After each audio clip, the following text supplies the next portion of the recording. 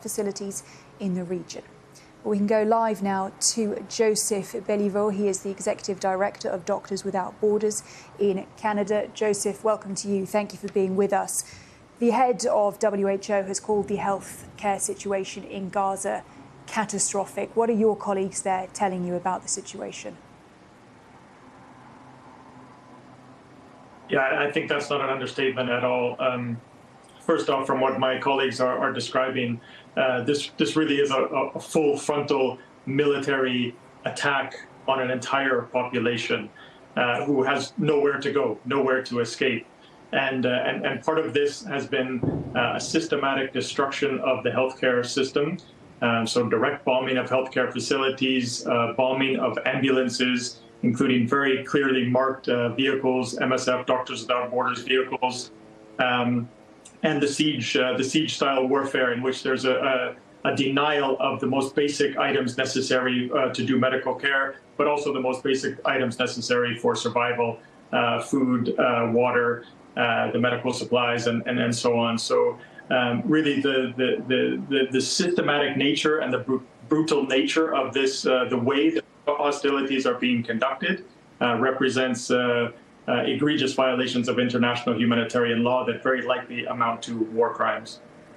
And so I'm sure, of course, your colleagues are seeing terrible scenes of people being killed or injuries, but on top of that, I understand now severe concerns about the spread of disease as well, of course, which can prove deadly. Just tell us about what they're seeing in terms of the health conditions and the potential for more disease. Right. So as the health system in the north has been all but annihilated, MSF, Doctors Without Borders, has moved further south, supporting some clinics in the south and hospitals. And what my colleagues are describing are, first off, the continued injuries, so the results of the bullets and the bombs, really an overwhelming number of injured people.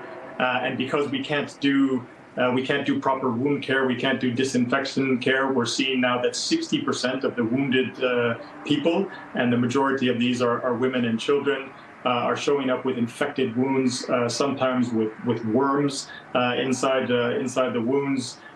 There are way too many injured people, many thousands now to deal with properly. And as you're indicating, now we're starting also to see these secondary impacts. So as people are getting more tightly squeezed into tiny little sheltered areas, or in many cases just sleeping out on the streets and being exposed to now colder temperatures, they don't have sanitation facilities in some of the shelters and clinics that Doctors Without Borders is serving, up to 600 or more people per toilet.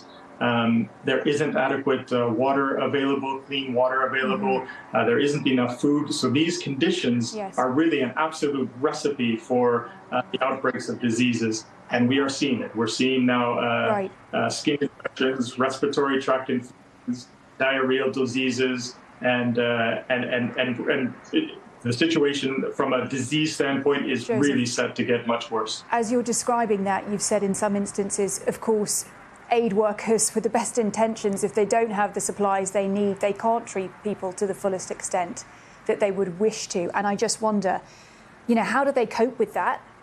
Talk to us about the mental trauma here for your colleagues and, of course, also the Palestinians. Yeah, the mental trauma, I think, is just so severe. I heard in one of my colleagues' voices earlier today, just describing it. She literally said, I wish that for more of us, we would have just died in the earlier days, because having witnessed now more than 60 days of this type of direct violence on a civilian population is just, from a mental point of view, overwhelming. She also described a 5-year-old boy with suicidal thoughts. So, you don't see that unless there's something incredibly intense and people are under intense duress. My colleagues are having to make, every day these choices. Do I stay in the medical facilities, in the hospitals? We've been forced to evacuate very recently from some of the clinics that we've been supporting. Others, Nasser Hospital, for example, in Khan Yunis, is now surrounded, is being bombarded regularly. And so my colleagues are making, minute to minute almost, such an impossible choice. Do I flee, try to go somewhere safer, or do I stay and try to serve patients? And we've also had colleagues just in the last days calling us, as the Israeli forces are telling them to evacuate some of these areas, calling us outside of Gaza and saying, we don't know where to go. Can you please tell us where is it safe to go? There is just literally no more safe place to go. And then you mentioned trying to work with such limited supplies. Just across the border, a few kilometers away, there are hundreds of tons of medical supplies, of food, of water, of fuel, of the basics for survival, and people. We have huge numbers of medics who are willing to come and provide some reprieve for the medical workers in Gaza, but we can't get across that border. Again, this is the absolute crime of war. Right. Joseph Beliveau there, the Executive Director of Doctors Without Borders in Canada. Thank you so much.